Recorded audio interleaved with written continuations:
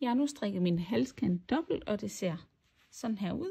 Og nu skal jeg til at strikke almindelig rib rundt på rundpinden. Og jeg skal strikke med en tykkere rundpind, så den tager jeg frem.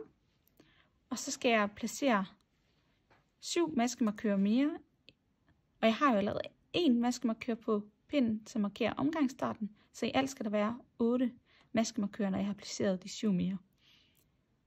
De 8 maskemarkører, de ligger i 4 bundter, hvor der er en maskemarkør, så er der en maske imellem, og så kommer der en maskemarkør mere.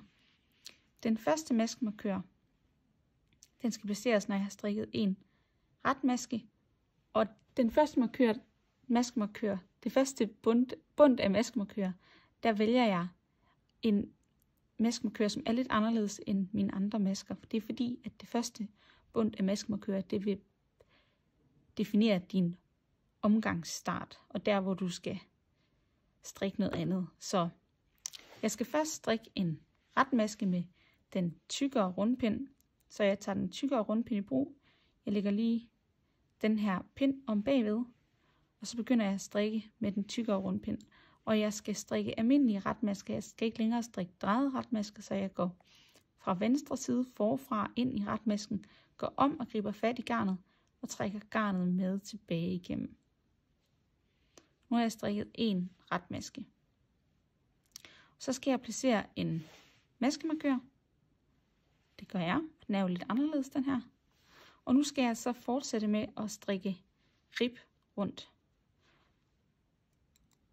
Så jeg har lige strikket en retmaske, og når man strikker rib, så skifter man mellem ret og vrangmasker, så nu skal jeg strikke en vrangmaske.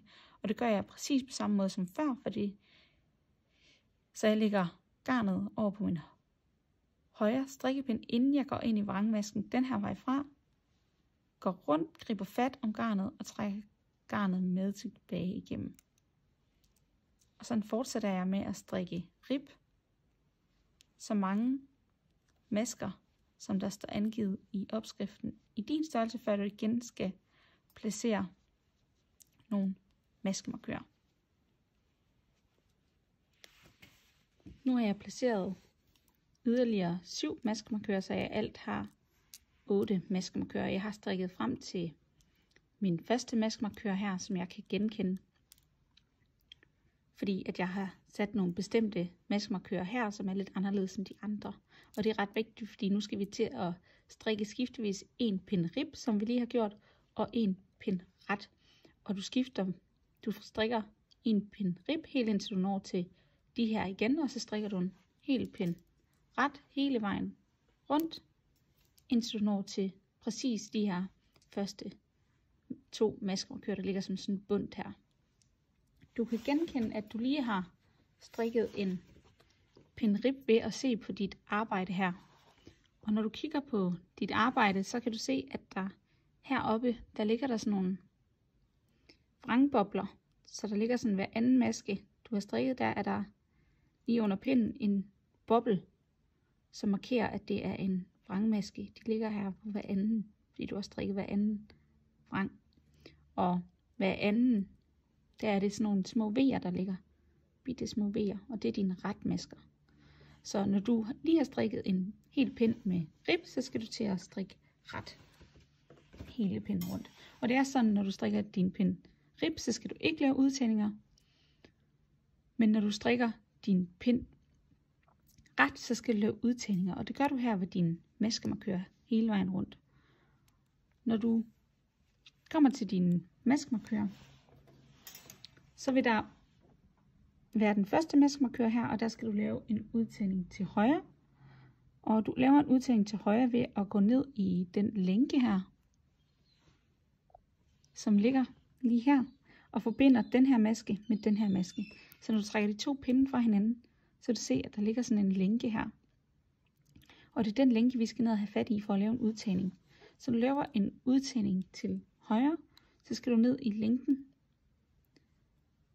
Og jeg plejer at gøre det lige ved at tage fat i lænken med min højre strikkepind. Og så når du laver en udtagning til til højre, som du skal gøre inden maskemarkøren, den første maskemarkør, så skal du bagfra ind i lænken med din venstre strikkepind. Bagfra. Og så tager du din højre strikkepind ud, og nu skal du strikke den her maske, du har lagt på pinden, eller lænken, du har lagt på pinden, den skal du strikke ret. Det kan være lidt svært at komme ind i masken den her vej fra. Så det jeg plejer at gøre, det er at jeg lige hiver lidt ud i masken med min højre strikkepind, holder fat med venstre tommeltot, og så går jeg ind i masken forfra, almindelig ret, fra venstre side, går om og griber fat i garnet, og trækker garnet med tilbage igennem. Nu har du lavet en udtagning til højre.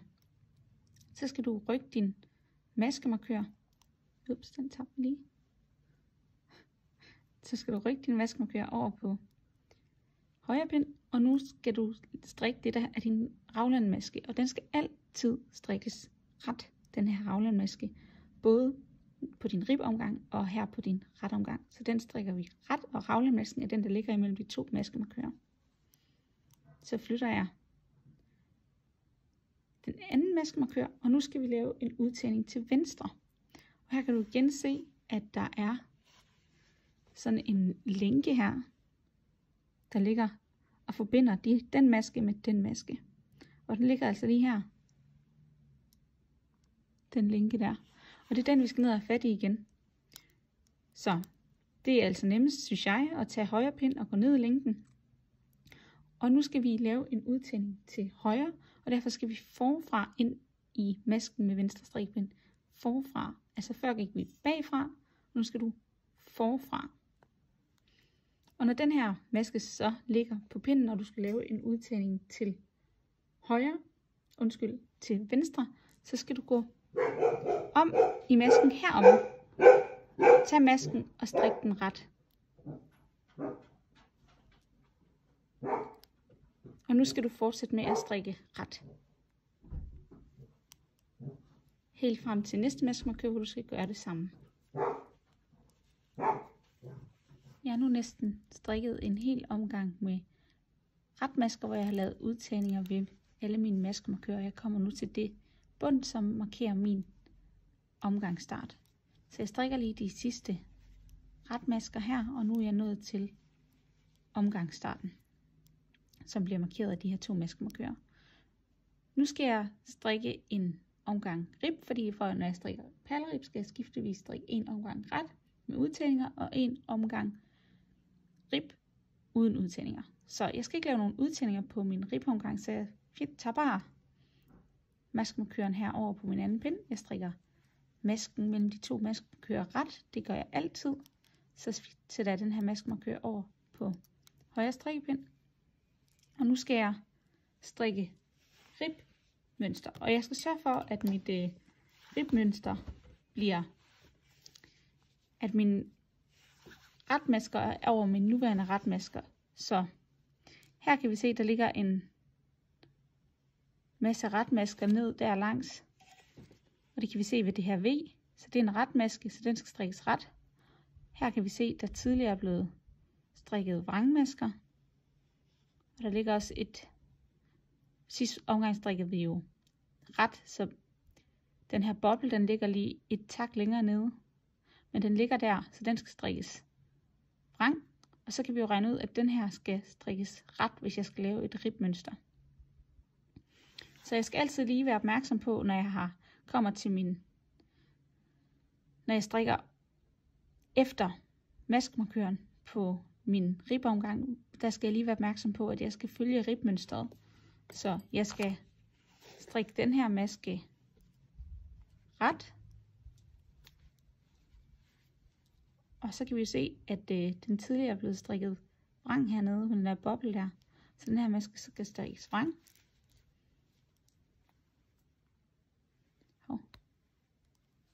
Så skal jeg lige have det hele med.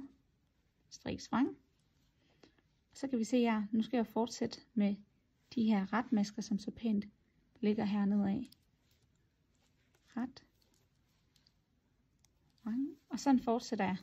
Nu har jeg lige strikket lidt længere hen til mit andet bund af maskemarkører her, og her kan vi se, at den udtagning, jeg lavede på min sidste retomgang, den skal jeg jo så få til at passe ind i mit ribmønster, og bundet ligger lige her. Og man kan jo se, at jeg har strikket en vrangmaske her. Og så har jeg strikket en retmaske, og så har jeg strikket en vrangmaske. Så det vil sige, at for at jeg får lavet et ribmønster, så skal jeg altså have lavet en retmaske her. Så strikker jeg en ret. Og så skal jeg jo altid strikke den maske imellem maskemarkøren og ret.